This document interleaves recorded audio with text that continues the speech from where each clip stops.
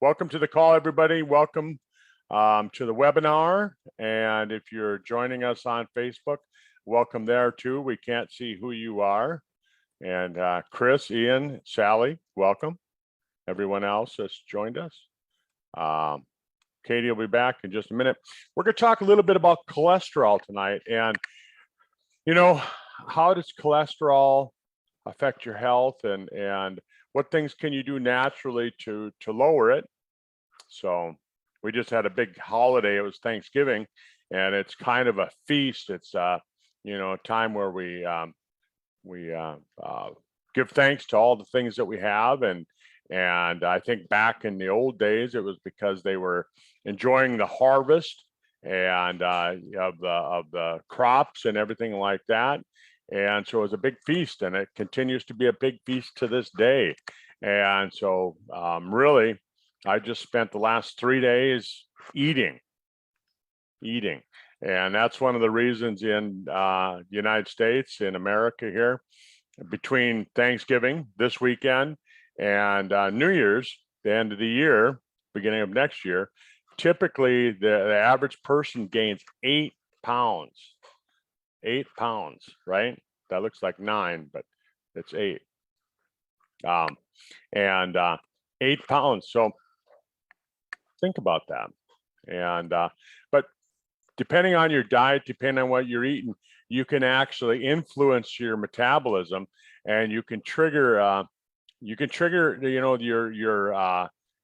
inflammatory markers to go up. You can trigger the cholesterol to go up.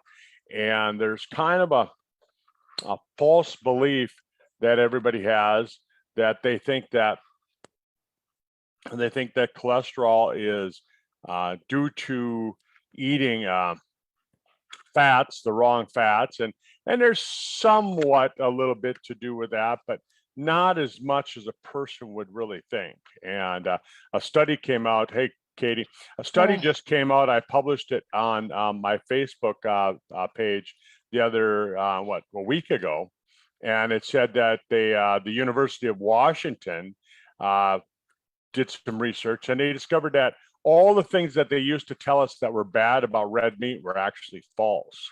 It doesn't cause increase in cholesterol. It doesn't cause heart disease. It doesn't cause strokes. It doesn't cause diabetes. What do you think of that, Miss Vegan? I'm not vegan anymore. Oh, okay.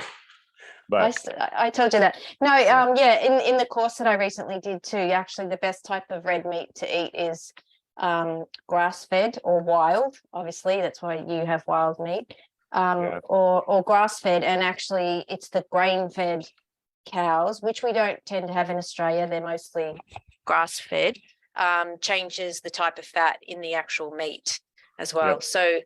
So that was true. So yeah, I took some notes. So Dr. Kurt and I were talking about doing a call on this subject, because quite a few people have been asking us, my cholesterol's too high. I'm not eating any fat. I'm hardly having any fat, and I'm taking some supplements, but it's still not working for me. Why is that? And so I thought that would be a really good call to get into, and to talk about the reasons why cholesterol can go up, and also the misinformation out there that there's, the new research, talks about the importance of having good fats in your diet and reducing, those sugars that basically can cause sort of problems. So I've got quite a few notes here. So if I glance down during the call, it's because I'm glancing down at some notes and I don't want to miss any points. Yeah. I know Dr. Kurt knows all of it, and also copied down a couple of studies as well there, Kurt, to talk about.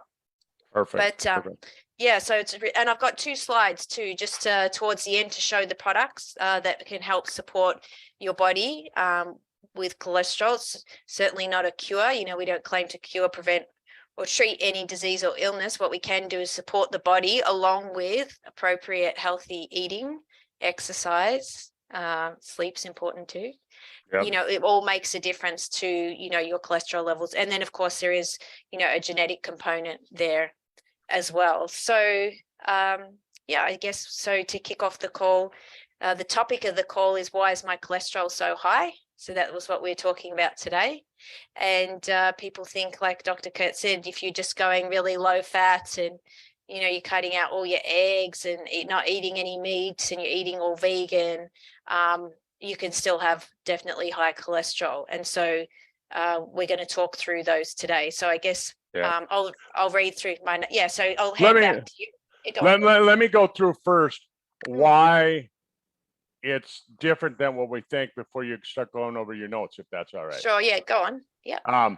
And you know, a lot of people, the studies that came out in the 50s, the 60s, the 70s is like, oh, I mean, cut out the fat, get rid of the fat, get rid of the red meat, and all of that, and you know, increase your carbohydrates, and that's what we did, and we started to see that a lot of issues started to get worse.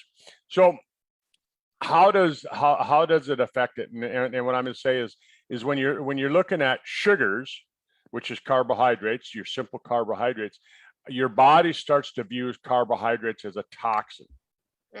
And I've gone over this before, but I'm going to go over it again. Think of it, you know, so if you think of all your arteries and your veins in your body as just being pipes, and in those pipes there's blood that goes through, it goes down the arteries, so it comes out of the heart, it's being pushed under pressure, and it's supplying blood which has nutrients and fresh oxygen for all of the cells. Then it gets to the cell, and then it goes back through the veins, and it goes back to the heart, where it gets filled with fresh oxygen and fresh nutrients to come back and supply the cells again. So it just keeps circulating through the system. So it's a closed loop system. There isn't any holes in there. That system is closed from beginning to end all the way through. And so there's pressure in there. There's pressure in your veins. 120/80. That's kind of considered to be the normal blood pressure. Now, it's going to be different for different people. You know, somebody my size might have a little bit higher blood pressure than, say, somebody Katie's size. But 120/80 is kind of considered the norm. 80 being the amount of pressure that's in the blood vessels all the time. So when your heart isn't beating, there's 80 pounds of pressure, and that's so that it can push that fresh blood through the arteries, the arterioles, the little capillaries, and push it into the cells. And then it has enough that once it gets into the cells, then it pushes it back into the little venules, and then from the venules it goes into the veins, and then that goes back to the heart. Well, what happens is that when you have a toxin, your body takes those toxins, and your liver and your kidneys and your skin, you're supposed to get rid of toxins, but sometimes it overwhelms that system, that detoxifying system, and that sugar has to be deposited somewhere. So your body takes and says, hey, let's put it over here in what we call the extracellular fluid, the ECF. And what that is that's all the fluid compartments outside of the blood vessels. So the fluid compartments outside the blood vessels is called the extracellular fluid. And so it takes all of those sugars, which are toxins, and it puts it out there. Well, if you get too much, you're going to get a lot of pressure. And what that pressure does is it causes the backup of the system. Ian, you understand this stuff being an engineer, and it causes the backup of pressure. And the way our bodies were designed, we have little sensors that sense that backup of pressure. And so the heart is starting to have to work harder to push the blood through. And that sends a signal to the heart, through the brain. And that tells the heart to start beating harder. You get high blood pressure. The high blood pressure pushes the red blood cells through the arteries at a higher rate. And so think of it like somebody shooting a shotgun shell at a wall. It's going to pop little holes in the wall. Well, that's what happens with your red blood cells, is you're popping little holes in the arterial walls. And then that'll eventually cause little tears, little micro tears. That sends another signal back to your brain, and it tells your brain to produce cholesterol. So your liver produces the cholesterol. It's released into your blood vessels to patch those little holes. So where those little shotgun pellets hit the wall, we're going to patch that up with cholesterol. And that's why the cholesterol goes up. Right. So you can see from what I've just said, the fat, the cholesterol, is actually a good thing because your body makes it. But what then we do is we have the doctors prescribe statin drugs, and these statin drugs lower the amount of cholesterol. And you can just tell that's not a good thing, because if your body's making the cholesterol to patch the holes, and you take and you get rid of the cholesterol, now it's going to patch the holes. So then it forces your liver to go through another system, another metabolic channel, and it produces even more cholesterol than it would have in the beginning. But at the same time, it blocks the CoQ10, which is what your heart needs to survive. So you can see how that whole system works. So Katie, I just wanted to say that so people kind of have an understanding of why sugar is actually the culprit and fat isn't the culprit. You notice I didn't say eating eggs caused that to happen. It happens because you're eating bread and pasta and cookies and cakes and pie. And then there's that discussion where you're saying carbohydrates and sugars, but we do need carbohydrates, and we need an amount in our diet, but the important thing is that we haven't removed the fiber from it, that they're naturally complex carbohydrates. They've got the fiber in it that slows down the absorption of that sugar, and so you don't get these spikes in insulin. So that's really important. And what's been interesting is that they've found that people who have issues with cholesterol are more likely to be people that are sort of pre-diabetic, diabetic, or have metabolic syndrome. Because there's an issue with the sugar regulation going on, the types of sugars they're eating in their diet, and the absence of good fats in the diet.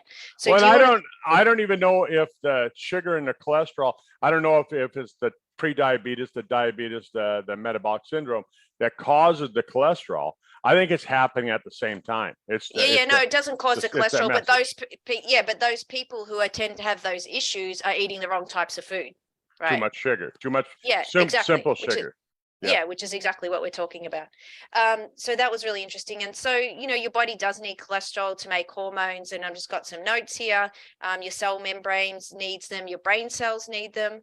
Testosterone levels and your sex drive, it all requires cholesterol. So we do need a good amount in our diet, but of the right type of cholesterol. So do you want to talk about the HDL versus the other one, which is it LDL? LDL, yeah. So low density and high density. So think of it like this, like here I have the Sizzle Silver, right? If I shake it up, you can tell at room temperature. Oh, you can't see that, can you? Because my camera isn't picking up. So take something that's a liquid like Sizzle Silver, right? It's a liquid. Take something like a silver nugget, and it's a solid. So one's a high density, one's a low density. So the high density, it means it's more compressed. That would be like your silver nugget, and the low density would be the liquid. So it doesn't solidify at room temperature. And so that's that kind of think of that like the analogy. So you can think of like the high density and low density. So you want to have more of the low density carbohydrates, because they're going to be the ones that are going to stay as a liquid form, so they flow through, versus you don't want to have, like, you can't imagine like putting a stick of butter through your arteries. No, that's right. Yeah. And that would be a high density. It's more dense. It's all the fat cells are pushed together. Yeah.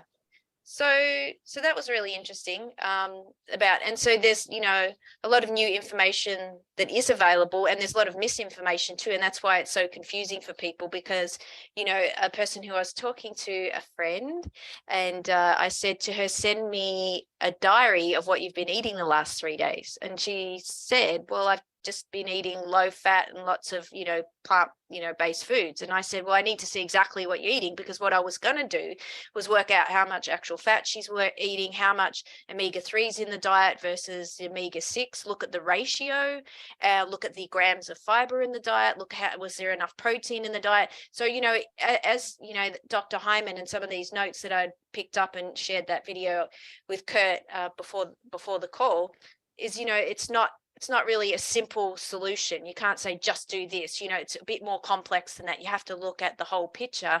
And so really looking at someone's whole diet rather than just honing in on one thing, I think is an important factor, right. To look at. So So we've talked about before the ratio of omega-3 to omega-6 in the diet. So do you want to talk to a little, because actually I'll just backtrack. I was talking to my doctor recently because we've been checking all my vitamin and minerals levels, and I've had everything checked. I've had the zinc check, B vitamins, iron, iodine now is in normal range. Everything is spot on in an optimal normal range. So I was really happy about that. And I was talking to, so I was talking to him about omega 3s in the diet, and I said I'm making sure I'm having plenty of omega 3s. I've actually done a calculation and looked at the amount of omega 6 in my diet versus omega 3 and looked at that ratio, and I've been trying to get it as close to 1 to 1 as possible, and ideally not more than 1 to 2, but and the higher the ratio between those two, the more harm it can do to the body. So do you want to share with people about those ratios on the call? You bet. Yeah. When we've talked about it on this call before, and I used to talk about on the doctor's clinic call all the time. Typically, if you look at it, what they call the standard American diet, the Western diet, right now, they're finding that the average person is somewhere around 20 to 1. So that means 20 omega-6s for every 1 omega-3. And the problem with it is that we do need a certain amount of omega-6. You don't want to cut out all the omega-6. You need it because you need some inflammatory markers. That's how your body knows if you're sick. That's how your body, there's some repair stuff that goes on with that. But like Katie was just saying, ideally 1 to 1. And back in the old days, when you look at what people used to eat 120 years ago, that's really what it was. And so now, it's closer to 20 to 1. And they're saying here in the States, they're telling us that if we can get it close to 4 to 1, we're actually going to have what they consider to be an ideal a diet situation as far as the bad fat. But the problem with it is that, and the reason that you want to control it is that the omega-6s cause chronic low-grade inflammation. So it's not going to be like where you're going to sprain your ankle and you can see that it's swollen, right? Because that would be acute. This is chronic, and it's going to be low grade. So it's going to be something where, you're not really going to look and see that something's all puffy and swollen up. It's going to be something where the arteries have inflammatory markers. And then what happens is again, like we were talking about earlier, that's what sends that signal to the brain and tells the brain to start producing this sticky cholesterol to patch the holes up. Yeah. Exactly. And so if you're going to work out like what your ratios in the diet, and that's where, you need to look at all the food that you're eating, look at how many grams of fat and how much of that fat in that particular food is omega-3 to 6. And then actually work out the ratio. So there's a bit of calculations there if you wanted to really analyze it and get into your diet. And then you'd need to look at, say, a typical day's eating or over 3 days and actually, work that out. And what's interesting though about, recording your diet is when you're asked to record what you're eating, generally you change what you're eating once you start recording it, because you go, hang on, I'm taking note. And so you start eating better. And there was this study when I did the nutrition course, and they found that all the participants in the nutrition course who were becoming nutritionists, they had to keep a food diary for 2 weeks, and they had to write down everything, weigh, measure, and that. And out of all the students, only one of them didn't lose weight. And that wasn't the intention. It was just that they had to record what they were eating. Because they started to record and analyze what they were eating, they all started to improve their diet, and it had positive impact. So and that's the thing, is like when we get stressed, we don't really, we're on the run, we'll just grab something to eat, we might skip a meal, then have something for dinner. And if you go back and say, well, what did you eat the last 3 days, a lot of people would probably really struggle to work that out and know exactly what they've eaten. So that can kind of be, tricky. And if you're not consciously aware of those foods that are high in the omega-3 and where all the omega-6 fats are coming from, how are you going to know? You don't know. That's right. You're very familiar with what's in what food. So in your head, you already know probably most pretty accurately, whereas the average person who's not educated on this topic doesn't know. And that's what my doctor said to me. He said, unfortunately, people in the general public are not educated on fats, and they don't understand the different types of fats. They don't understand, also the hydrogenated fats, which are really bad, from refined vegetable oils. And they don't understand what sources have omega-3. They don't understand what has 6. They don't understand ratio. So they know none of this, and it's all bit, people say, oh, it's too complicated. It's not once you actually read about it, but it's sort of over most people's head, that sort of information. So, well, and the problem with it is that right now, at least over here, the keto diet is hot, hot, hot. Everybody's like, oh, I'm yeah, on a keto diet. So they think they can eat bacon fat and all of that. And like Katie's just talking about, and I'm sorry for interrupting, but I just, if I didn't say that thought right away, it was something that would be flashed by. yeah. But we got to get people to understand that. So when they do go on a keto diet, they actually go into a healthy lifestyle diet at the exact same time. Yeah, and picking the best type of fats. So yeah, I've got a couple of slides, and I guess we'll finish off with those. I've got two slides. One is on, looking at the different foods that have the omega-3 to 6. So that was quite a good slide. And then we're going to talk about how, what sort of products can support your cholesterol levels. But before we talk about that, I had some notes here from the Dr. Hyman's talk, Kurt, about your cholesterol and getting your cholesterol checked. And he said that the standard cholesterol test that's done by the doctor is not adequate. That's not the right type of check that you need for cholesterol. And he referred to the NMR cholesterol or the cardio IQ. And so I guess they really go into looking at, the particle size and other aspects of what makes up, a healthy cholesterol levels and what really is going to impact your heart. So there's different tests out there.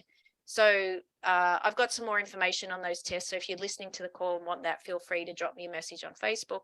I can send you the information on those type of tests. Perfect. And that will give you a better, accurate picture of what's happening with your cholesterol. Because and here's a couple of notes here. It says you want the safe, fluffy, big cholesterol particles. You don't want to have the small, dense ones that are the small particles that are clogging up the arteries.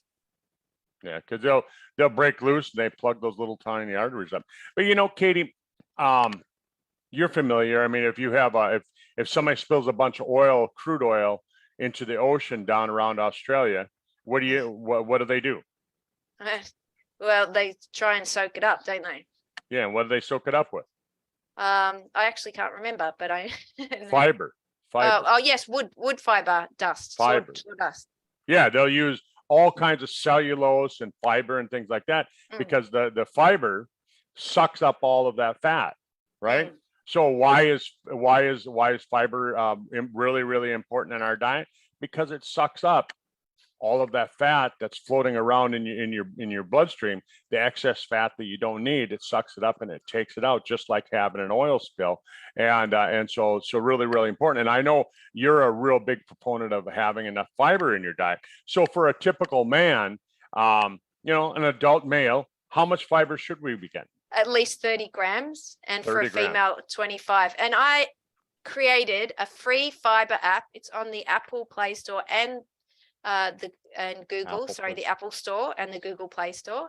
So it's on for Android and Apple. You can download it. It's called Fiber Counter. Counter. Yeah, and you can go in there and you can enter your food. It's free, and you can enter your food, and it looks up a food database from the US and the government food database, and it calculates how much fiber you've had for the day, and you can do a little calculation. So that's pretty cool. You created an app that everybody can use for free. Yes. You don't make a dime off it. Think about that, everybody. Here's a free app that you can use just to see if you can have enough of that fiber to pick up those oil spills in your body so you can help lower your cholesterol. Katie is helping you get healthier. Yeah. So if you want to know, a shortcut is basically plant-based foods have fiber. So animal foods, your meats, your dairy, your eggs have no fiber. There's zero fiber in those products, but your vegetables, your fruits, your whole grains, they have fiber. So that's where it's really important to have a good amount of fiber in the diet. And again, that comes back to when I was asked people, can I see your food diary? I want to do a calculation and do an add up how much fiber they're eating, because you can eat vegan, you can be vegetarian, you still doesn't mean you're going to be eating enough fiber. It depends, exactly what you're eating. So there's a bit of a fallacy there. So the other thing I was talking to a friend of mine. She's one of these health nuts, I mean, probably really similar to you, health nut, really into getting the blood work done, doing the anti-aging. I mean, she knew all about the telomere science and all that stuff way in the beginning. And she called me up today. She said, Kurt, what do I got to do? She said, my cholesterol is way up. 280. Her cholesterol is at 280. Wow. And which is, I don't know if you guys use the same numbers. We want to get it down around 140. So it kind of tells you she's double what she's supposed to be. And I'm like, wow, Beth, I said, and Beth, if you're listening to this call, yes, I'm talking about you. And her cholesterol was double what it's supposed to be. Yeah. And right away I said, I know that that you were taking care of yourself a lot better. I said, what's going on? And she said, oh, got this and this and this going on in her life. And she made some dietary changes. And I said, oh, okay. I said, well, I'm not going to have you write down a diary and tell me what you ate. I said, let's just go through the last week, and I said, tell me what you've been eating. And she started listing the different things. And I said, nah, that doesn't sound right. And she said, well, my boyfriend likes to eat cakes and cookies. And I'm like, bingo. Yeah. And I said, how much of that stuff you're eating? All of a sudden it came out that she was eating a lot more of that stuff. Because I said, are you sampling it while you're baking it? She said, oh, no, I'm eating it. That's it. There's your problem. So we made some dietary changes, which is what we're going to go over now. So what a perfect time to talk about this call. I mean, you and I started talking about doing this call the very next day after I talked to Beth about this. Yeah. So that's pretty amazing. Well, shall I bring up the I'll pop up the slide because we're at 24. Let me bring up the slide. And so we've got a couple slides here. We've got one for what foods have the omega-3 in it and 6. And in the other slide, we've got about what products can help and why. So let's just bring this up here. Hopefully it's big enough to see. Hang on, let me just see if this is going to move. There might be a couple things missing here. Let me. Holy mackerel. That's the first one. Yeah. So we've got omega-3 fatty acids. So we've got the DHA and the EPA, and then we've got the ALA, sorry, a bit of a tongue twister, which is obviously the plant-based ones. But the best sources is definitely fish. Obviously, you can see. The deep water, cold water fish. Yep. So you've got them there. And so you go through, you've got mackerel, salmon, whitefish, herring, anchovies, and tuna. Now, obviously, there's a bit of a concern with fish, isn't there, Kurt? Because we're worried about mercury levels too. So, it'd just be so nice if we lived in a world where you could eat as much fish as you want and you never had to worry about mercury. Gee, I'd be eating it all the time, but I kind of limit it a bit. And the way I mitigate that is then through a supplement that's been checked for mercury. But there's other sources of omega-3 there too. So we've got shellfish on there, but there you can see beef, which is grass-fed. And so, Dr. Kurt eats wild game meat. And of course, they've all been nibbling on lots of grass. So there's sort of the breakdown of omega-3s there. Now, in terms of seeds and nuts, my favorites are definitely the walnuts and the flax. And I was talking about this with a lady the other day. I was saying, isn't it funny how walnuts look like the brain? When you take one out, they look exactly like the brain. And, they've got a really good, omega-3 in it, which is the ALA. And, the thing is that the brain requires good fats, and you've got a little nut that, when you pull it apart, looks exactly how the brain looks. So, and, I don't know if that was a coincidence. But if you look at the same chart, I want to just point out, Katie, that if you're looking at this chart, and you and I have talked about this when we did our talks on brain health, when we were talking about brain health, and I pointed out to everybody that if you're a vegan, check this out. You see the category where you get down to the seeds and nuts and the legumes and the vegetables. You don't see any of the check marks under the DHA EPA. That's You got the alpha lipoic acid, which is really, really good. It's necessary. It's a really good fat. But EPA is your fat that gets rid of inflammation. So if you're getting inflammation that's caused by eating carbohydrates, and you're eating flax and you're saying, oh, I'm getting plenty of omega-3. Sure you are. You're getting plenty of omega-3, but you're not getting any of the EPA. The EPA is the anti-inflammatory fat. You look at the other thing, you're not getting any DHA. DHA. What is DHA? Well, DHA is the fat that your body uses to make brain cells, right? Yeah.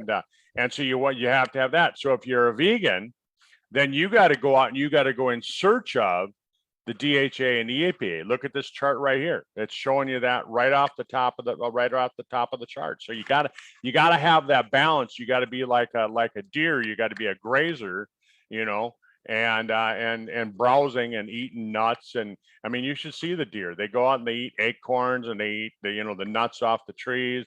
Then they go and they eat a little grass. Then they eat a little corn, and they're doing the same thing that we should be doing. Yeah. I mean, even when I was doing a vegan diet, I spoke to a naturopath, and he said, you're going to be doing yourself a disservice if you're not having some sort of fish oil to get that EPA and omega-3 into your diet and get that up. That Said DHA, really, EPA, yeah, DHA. Yeah, really important. So there's a little chart for you there, and that's readily available on the internet. And then we want to finish off by talking about what sort of products support healthy cholesterol and why. So I've just got a little statement here. So, we've talked about the healthy types of fats. We've talked about that. Exercise is really important, getting sleep, but using supplements that can support healthy cholesterol particle size. And as recommended by Dr. Hyman, he says, a multivitamin, a good fish oil, vitamin D3, niacin, and fiber. So those are the key things. So maybe you can elaborate on that. Now we've got, of course, we've got the Triangle of Life on here, and we've got a Christmas special running at the moment. So you've got a good saving on those 3 products at the moment. So, now's a good time to buy them. We've got free sign up for November and December. So that's really exciting. And of course, SpectraMax is a multivitamin mineral drink with your antioxidants, essential trace minerals, and fulvic acid. So that is an excellent product in terms of vitamins and minerals. And of course, you've got the Encompass 360.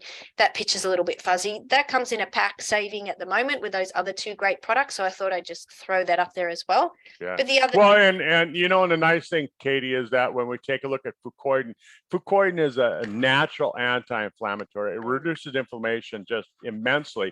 And when you start thinking of cholesterol go up, I mean, if I took and smashed my finger with a hammer right now, I could go to the doctor and have my cholesterol checked, and my cholesterol would go up because I smashed my finger. So an injury is going to cause inflammation. That's going to cause your cholesterol to go up. So inflammation. So that's why fucoidan is really, really good. And then Eternity, of course, because it's got the resveratrol. Resveratrol is necessary for fueling the sirtuin genes, which are the genes that repair your damaged DNA. And there's a lot of genetic factors involved with cholesterol and involved with heart disease. And so I'll just leave it at that. I won't get into a big talk about resveratrol and all the genes and that, but very, very important products when you look at the Triangle of Life, and save $16 right now. Yeah, fantastic. And then you've got, my favorite, which is the Age Pill, and that is awesome value when you buy it in the 6-pack. So highly recommend that. And of course, Age Pill has got a really nice amount of niacin in there. Not to mention lots of other beneficial ingredients. I love the L5-hydroxytryptophan, which is a precursor for serotonin, which is a feel-good hormone. So love that. Love the Age Pill. And of course, 4Restore is really good too, isn't it, Dr. Kurt? That's also got niacin. It's got other ingredients too that is potentially beneficial. You bet. The L-arginine, if you don't know about L-arginine and L-citrulline, you really need to look them up, because what they do is they're the precursors for your body to make nitric oxide. And the nitric oxide opens up those arteries. Think of it like running a Roto-Rooter, an artery cleaner. It runs it right through those arteries, and it cleans it all, cleans the mess up. And, and so if you do have some blockage, which I would say as adults, we all do, they're even finding that if they test kids under the age of 20, they're finding almost 100% of children have the high cholesterol as well. Yep. Blockage. Yep. Fantastic. And of course, Super Omega Plus. And if you're not getting enough omega there, you also still need to consider your diet too, don't you, Kurt? You can't just go, okay, I'm just going to take the supplement and do whatever I want.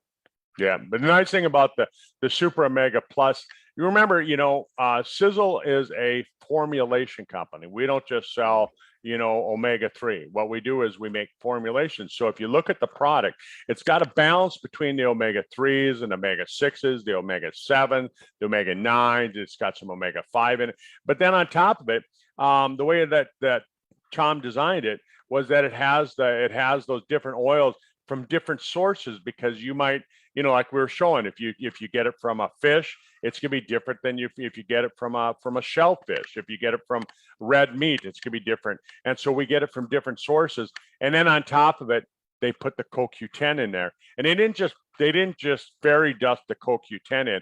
They actually put in a therapeutic amount of CoQ10, which is a necessary enzyme, coenzyme Q10, right? And you know, you and I've talked about this before. Why is it coenzyme Q10? Well, because coenzyme Q9 is actually one that doesn't it doesn't work. It doesn't do the same things that CoQ10 does. The 10 is the factor that makes it work so well. Yeah, fantastic. And then we've got the Encompass 360, which is your multivitamin mineral supplement in a capsule form. Do you want to touch on that quickly there? You bet. The Encompass 360. I mean, there's just so many nutrients that we aren't getting. According to the you know, studies that have been done by Harvard, they found that 97% of people in the United States, and I'm just going to use the United States as an example since I'm here. Harvard found that 97% of people do not get the vitamins and nutrients and minerals from their diet. And the only way that they can get the vitamins and nutrients is, Harvard says, a prudent person will take a multivitamin. And I say, if you're going to take a multivitamin, take a good one. Why would you spend your money on something like the most popular vitamin in the country? The guy that formulated that, he told me you might as well drive down the street, open the window, and throw it out the window of the car. He said it'll do just as much good throwing it out the window as if you put it in your body. That's the most popular vitamin in the country. Yeah, it's available in just your average supermarket or Walmart. Yeah. And I won't name it because I don't want them to come down on me and say, Dr. Fisnick, what were you saying? Yeah. Okay, great. Well, that kind of wraps up our call for today. And hopefully that information was useful. I think it's a really interesting topic.